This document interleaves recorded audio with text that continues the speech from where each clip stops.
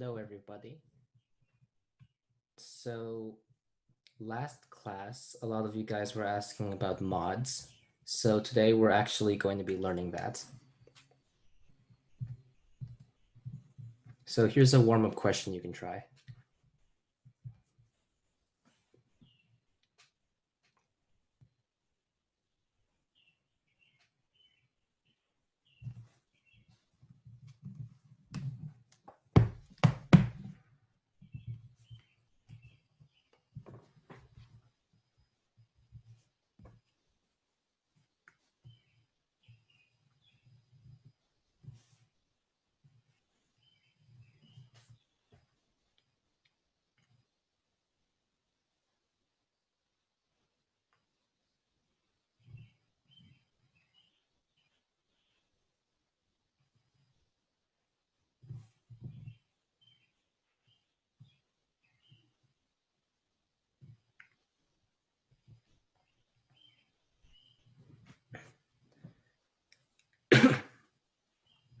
Okay, so let's get started here. Can everybody hear me okay?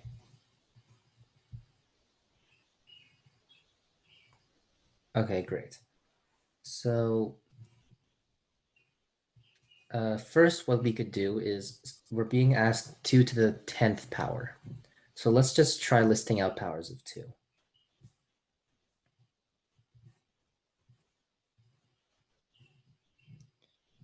Two to the first power equals 2. 2 to the second power equals 4. 2 to the third power equals 8. 2 to the fourth power equals 16. 2 to the fifth power equals 32. 2 to the sixth power equals 64, and so on. So what you can see is the last digit here is 2. The last digit here is 4, and then 8, and then 6. And then it starts again from 2. So it seems like there's a pattern every 4 powers of 2. So that's what we're going to be covering later. So, or you could memorize 2 to the 10th, which is 1024, and therefore the units digit is 4.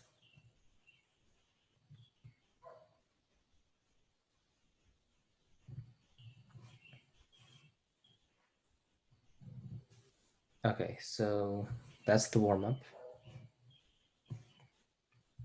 So we're going to be learning about modular arithmetic. So like I said last class, modular arithmetic is basically what happens when you take the remainder when divided by a number. So for example, if I have a number, if I say that A is congruent, this triple equal sign means congruent to B mod C, then that means the remainder when A is divided by C and the remainder when B is divided by C is equal. So for example, we could write A equals R times C plus X, and B equals S times C plus X, and the remainder here would both be the same. So that's fundamentally the basic stuff about it. And in modular arithmetic, you can add, subtract, and multiply. Meaning, if, for example, I have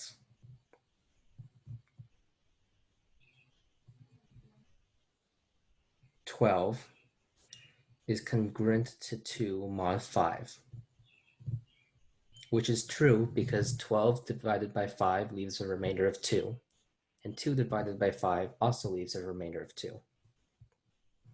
And I have, for example, I wanted to multiply both sides of this congruence by a number, in general, let's say x, but you can multiply both sides of this by any number and this congruence would stay the same. So for example, if I multiply both sides by 2, then this would become 24 is congruent to 4 mod 5, which is still true because they both leave a remainder of 4 when divided by 5. Of course, you can also add them. So for example, if we take the same example, 12 is congruent to 2 mod 5, and we added the same number to both sides of the congruence, then it will always hold true. So for example, let's say we add 8 to both sides. Then that means 20 is congruent to 10 mod 5, which is definitely true because they leave a remainder of 0. And of course, if you can add, then you can subtract. So that's definitely true. One thing that's not definitely true though, and you have to remember this, is division. So if I had 12 is congruent to 2 mod 5, if I try to divide 2, it would actually work here, but in general, it does not work. Can anyone provide me an example of one case where it would not work?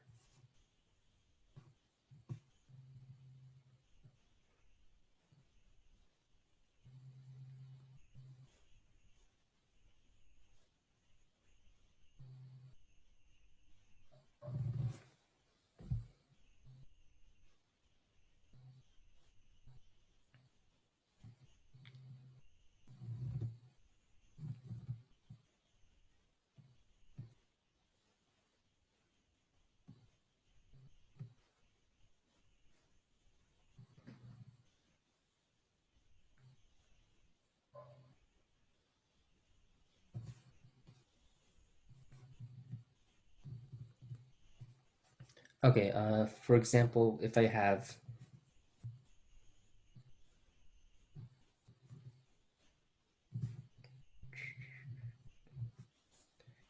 for example, 14 is congruent to 9 mod 5, which is true because both numbers leave a remainder of 4 when divided by 5. And I try to divide both sides by 2. I would get 7 is congruent to 4.5 mod 5. And this is not true. So division in modular arithmetic doesn't always work.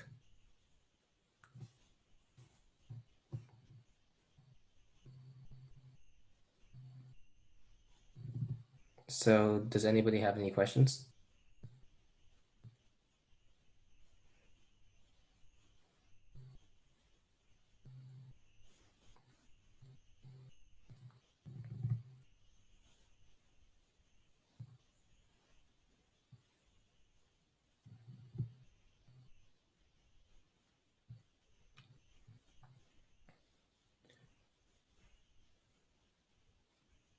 Okay, so someone asked me to go over mods again. So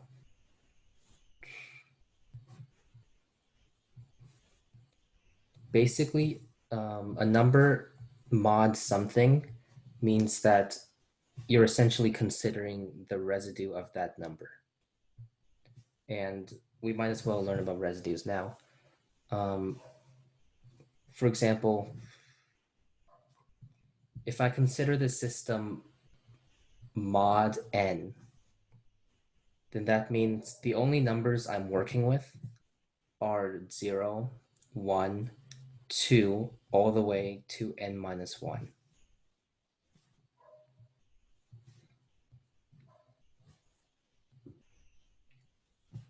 So for example, if I asked you guys to give me a number that's equivalent to 21 mod 4, can you give me some examples of numbers that are congruent to 21 mod 4?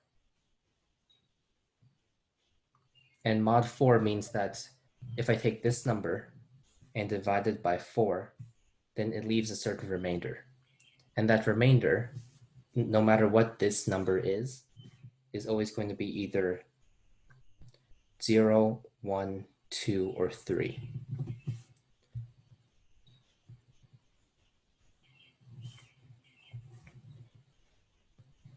5 works and 1 also works. Any number when divided by 4 leaves a remainder of 1 works, because 21 divided by 4 leaves a remainder of 1.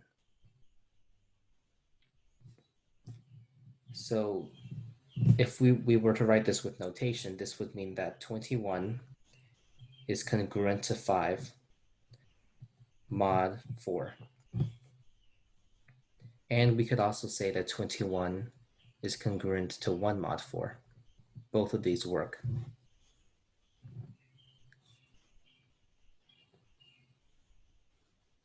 So the 3 lines means congruence. It's kind of the same as an equal sign. So in regular arithmetic, you would write an equal sign as 2 lines. But we wouldn't use a regular equal sign when we're talking about modular arithmetic. We would use this triple equal sign, which means congruence. So this means equality, and the right one means congruence, which means they have the same residue or remainder taken the same mod.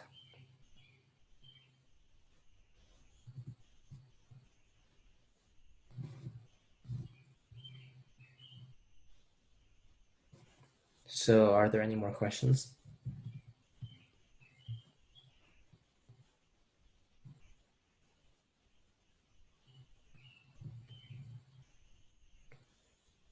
Okay, so let's move onward.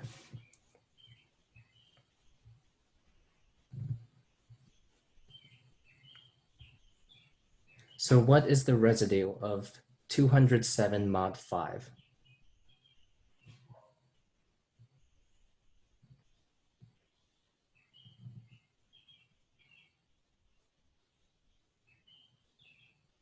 This should be pretty easy. So basically what we're asked to do is divide 207 by 5.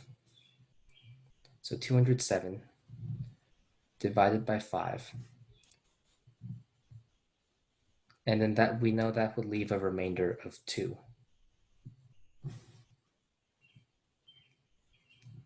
So then that means that the answer is 2.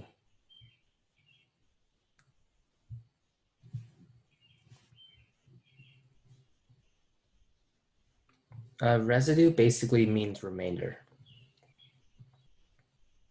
So basically when I'm saying what is the residue of 207 mod 5, I'm basically asking what is the remainder when 207 is divided by 5.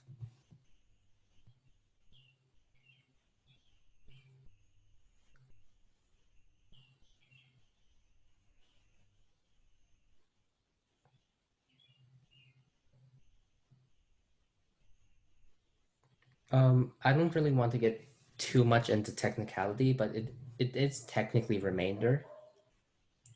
Although the proper term when you're talking in modular arithmetic is residue. But in terms of like contest math, you don't really need to know the names of these.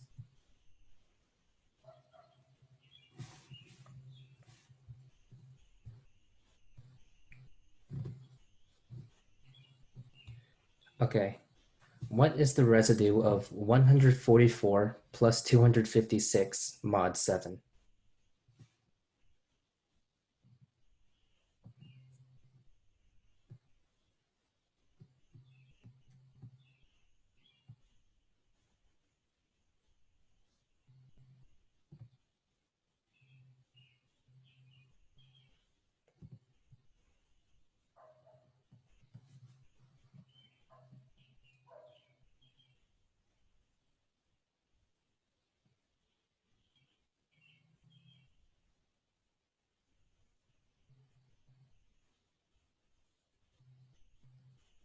Okay, so there are a couple of ways you could approach this. Some of them are better than others. We're basically asked to find 144 plus 256 mod 7. So what we can do is we can add 144 and 256 together first. and then take it mod 7, or we could consider each of these terms separately. Find the remainders when they're divided by 7, and then add the remainders together. So typically for these types of problems, what you want to do is try to keep it as simple as possible and avoid creating big numbers. So what I'm going to do here is I'm going to consider them separately. So 144 when divided by 7 leaves you 20 with a remainder of 4, which means that 144 is congruent to 4 mod 7. And 256 when divided by 7 leaves a remainder of 4, 2.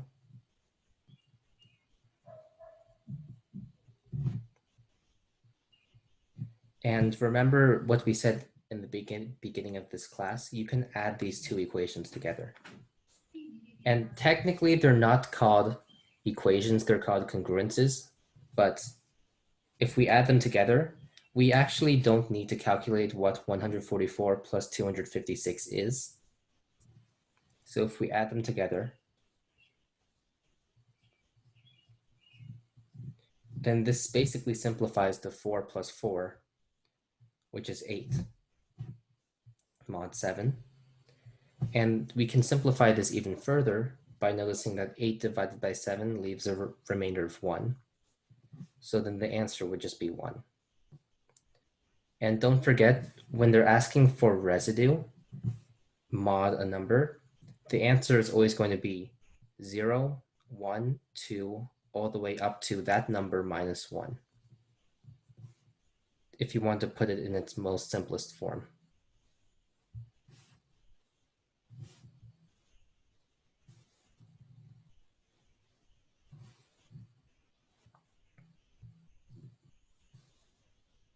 When I was talking about n, I was talking about, like for example, in this problem, n is 7.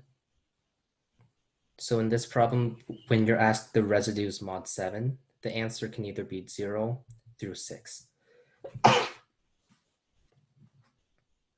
The answer is never going to be more than 6, because if it's more than 6, you can always simplify it down to 0 to 6.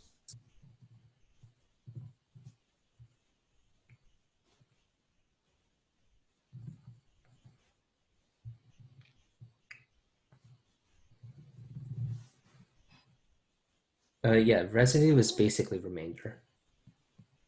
It's basically what's left over once you divide it by that number.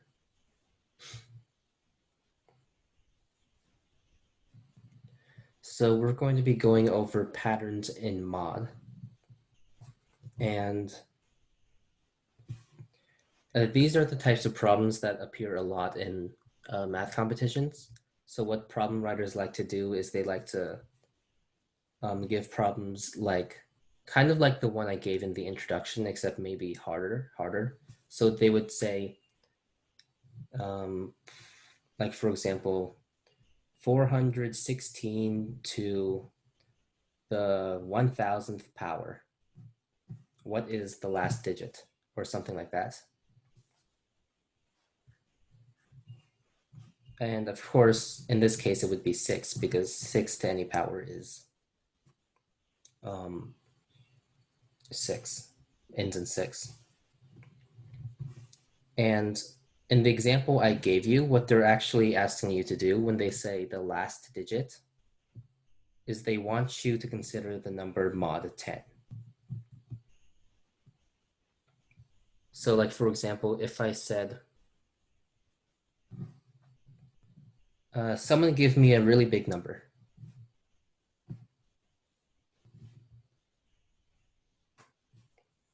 Okay, I saw 1925.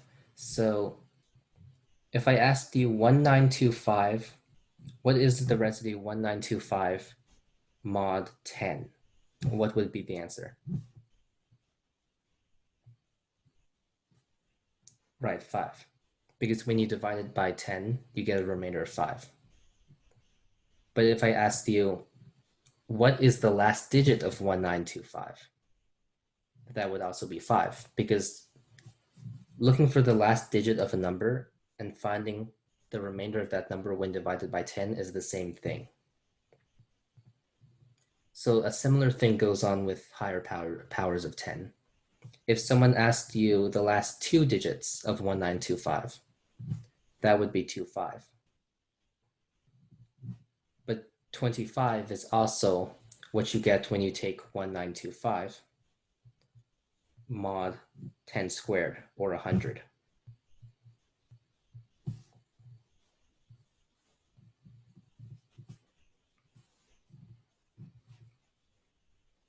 And typically, if you want to solve a problem really fast in competitions, and they ask you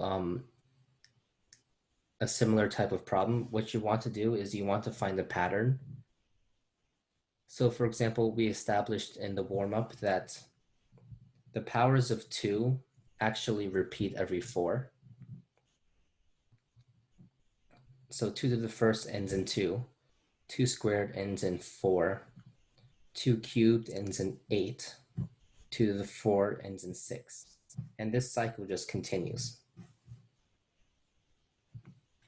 So if I asked you for the last digit of 2 to the, let's say 1925, what would you guys tell me?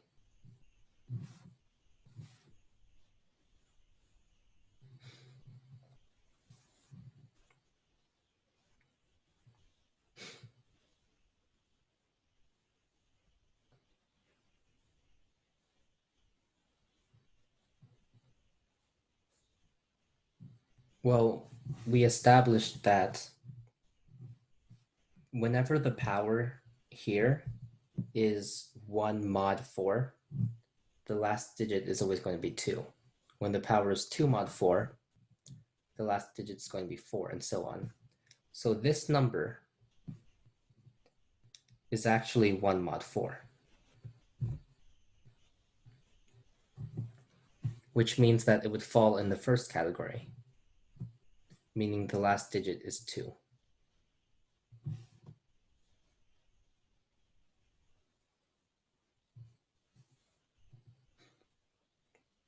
Yes, imaginary numbers also repeat like that. Coincidentally, they also repeat in powers of 4.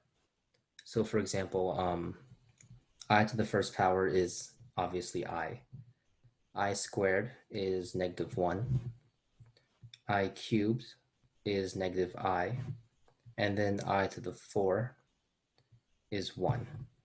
So the powers of I also follow that pattern. For those of you who don't know what we're talking about, there's an imaginary number I that's defined as the square root of -1.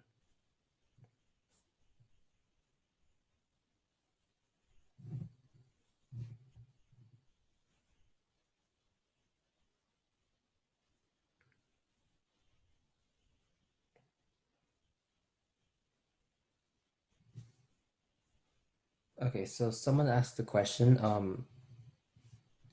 how did we find the last digit of 2 to the 1925? So you can try to see it this way. So in our example here, if we listed out more powers, 2 to the 5th ends in 2, and 2 to the 6th ends in 4, 2 to the 7 ends in 8, 2 to the 8 ends in 6. So I just listed out another cycle. So you can see that there's a pattern in which these two numbers end in 2, and 1 and 5 are both 1 mod 4. So when divided by 4, they leave a remainder of 1. And the same thing happens with numbers that end in 4. The exponents here always leave a remainder of 2 when divided by 4.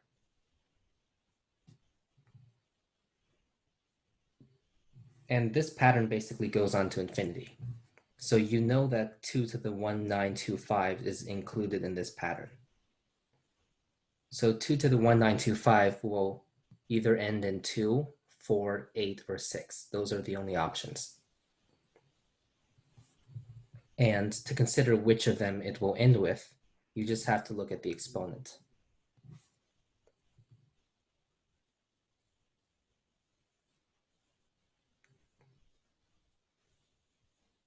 Well, yes, because 2 to the 1925 will obviously not end in an odd number, because 2 times anything is even.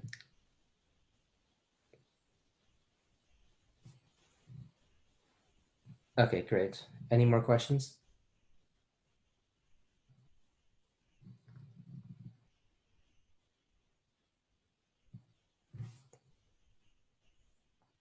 Okay.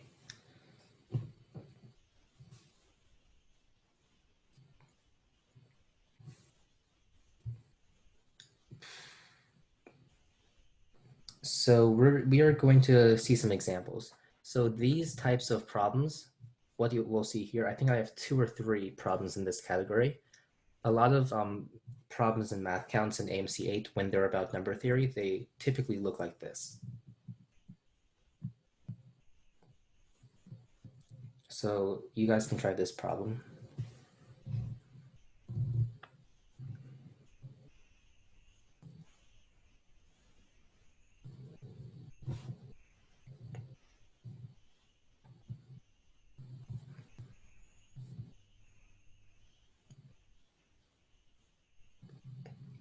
The caret symbol means, when I say 2011 caret 2010, I mean 2011 to the power of 2010.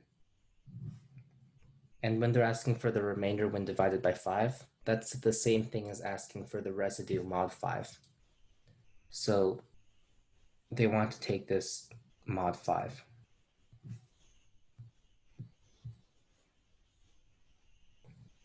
True, the number is big, but if you look at, if you remember what we discussed in the beginning, and that's, you can always multiply modular congruences.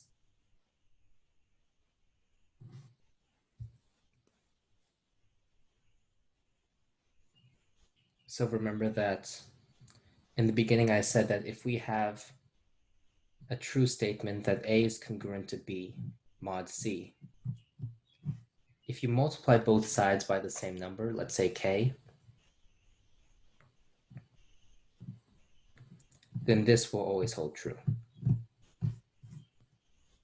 So you can kind of use that logic to get to all the way to the power of 2010.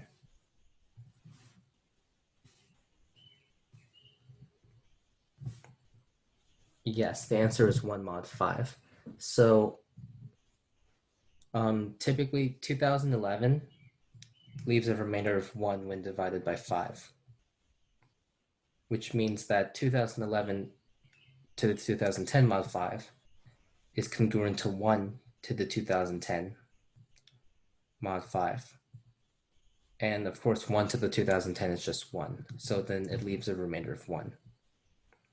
And that's kind of shorthand. Typically, what the normal process is if we use this logic, let's say in the beginning, we know that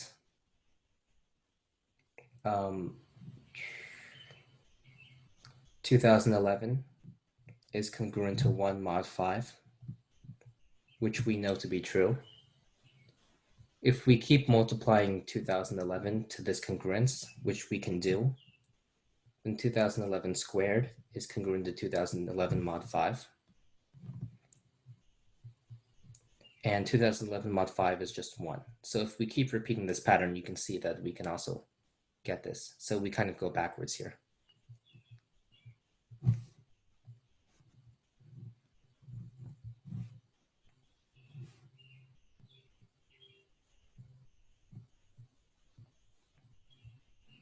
Okay, here's another problem.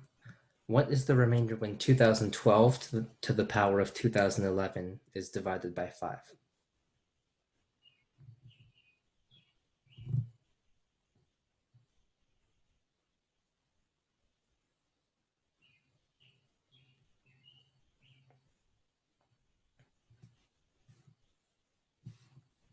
Okay, so using the simplification trick we did last problem, 2011 mod 5, 2012 to the 2011 mod 5, 2012 is 2 mod 5, so we can just write this as 2 to the 2011.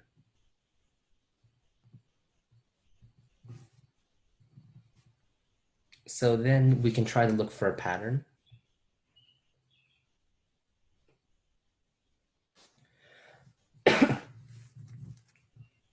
And we can see that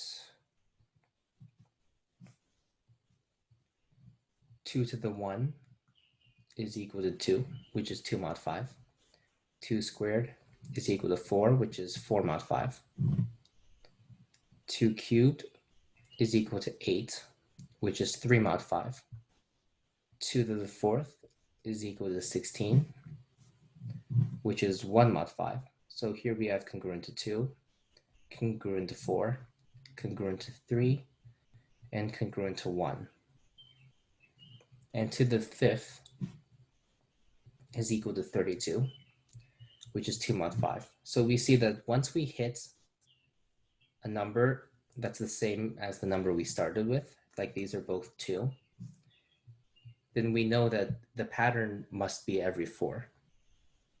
Because if we're always multiplying by 2, whatever happened to this number, the same thing has to happen to this number. It's still getting multiplied by 2. And so the pattern repeats every 4. So we look at the exponent here. And what is 2011 mod 4?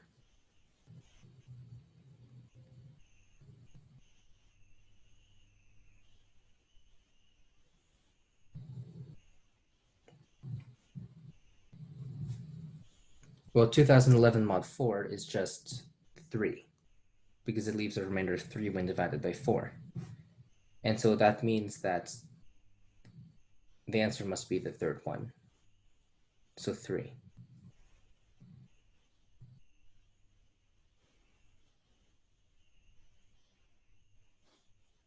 Yes, 100 mod 9 would equal 1.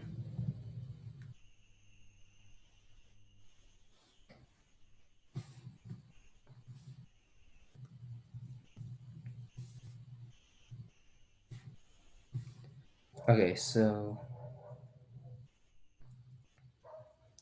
what is the units digit of 2013 to the 2012?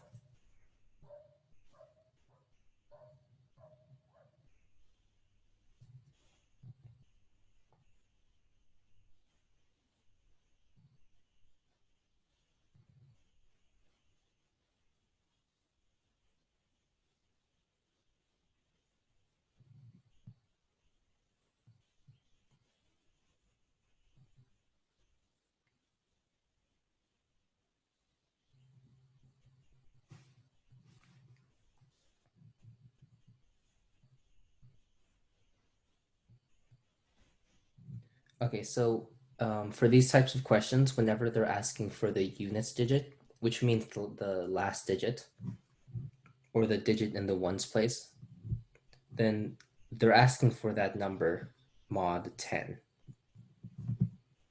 And we can simplify this by observing that 2013 is 3 mod 10, so we get 3 to the 2012.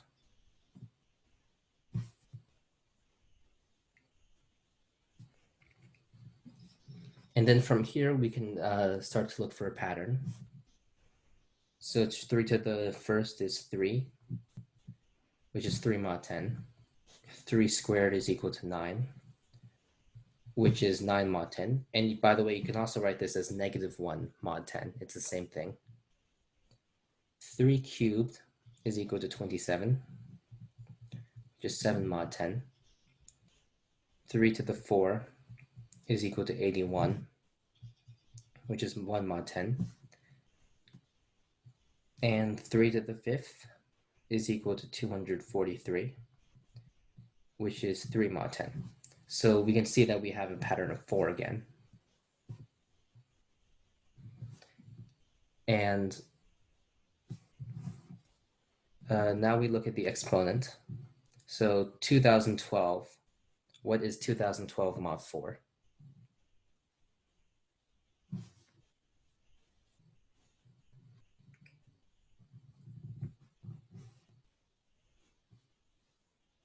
Yes, it's 0.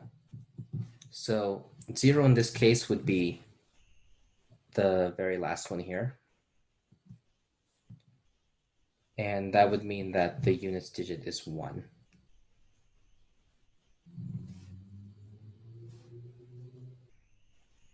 So any questions with this problem?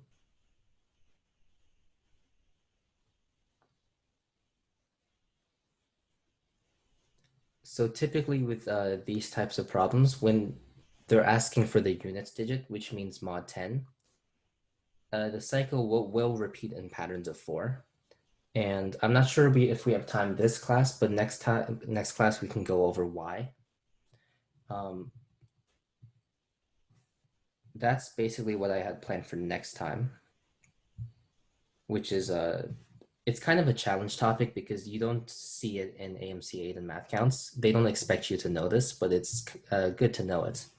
It's Euler's totient function. I'm just gonna briefly go over it right now once we have like 2 minutes left.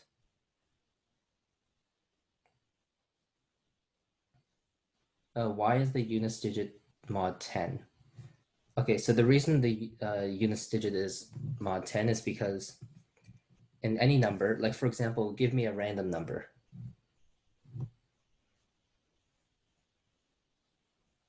Bigger than that.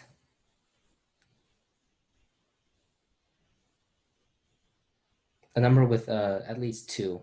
Okay, 6253.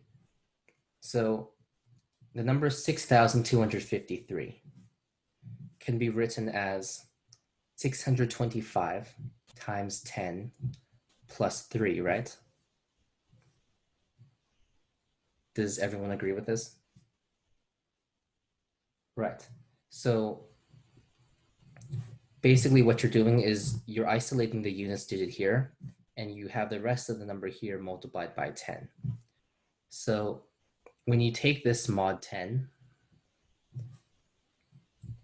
there's always going to be a multiplied by 10 here, and 10 is 0 mod 10.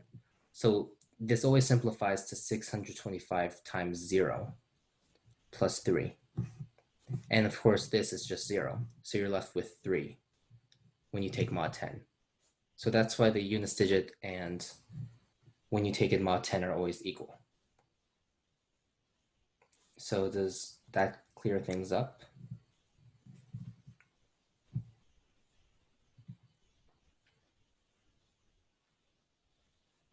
Okay, great. So we have 1 minute on this meeting left. So we're just going to pause here. And just wanted to remind you guys that you can check out our YouTube channel and social media accounts from our website, and all our class recordings will be posted there. So that's it for this class, and hope I see you guys next time.